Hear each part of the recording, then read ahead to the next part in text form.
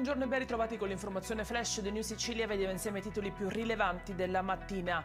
In apertura la vicenda degli appalti truccati tra Campania e Sicilia che vedono coinvolti i titolari della Supereco SRL.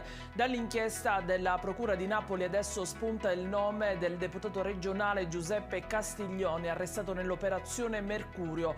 Pare che il politico catanese avrebbe fornito collaborazione per dirottare l'appalto a Catania e truccare il lotto per la raccolta dei rifiuti nella zona nord. Ci spostiamo a Palermo, dove continuano senza sosta le aggressioni al personale sanitario. 4 familiari di un paziente ricoverato hanno tentato di strangolare un infermiere nell'area dell'emergenza dell'ospedale Cervello. Nella rissa è stato colpito anche un vigilante a calci e pugni. Non sono mancate le minacce.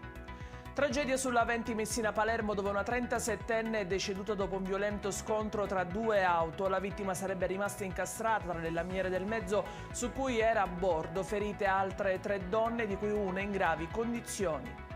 Blitz dei carabinieri contro il traffico di droga e la detenzione illegale di armi tra Partinico e Borgetto. Sono 8 le misure cautelari. Scoperta l'esistenza di un fiorente traffico di stupefacenti, in particolare cocaina, hashish e marijuana.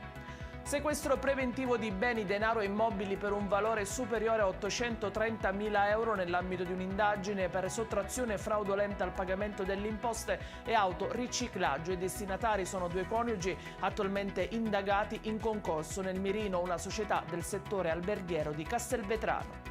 Ed è tutto per questa edizione. Vi ricordo come sempre che i dettagli su queste notizie e molte altre li trovate sul nostro sito e sui nostri canali social. Grazie per averci seguito, a più tardi e buona giornata.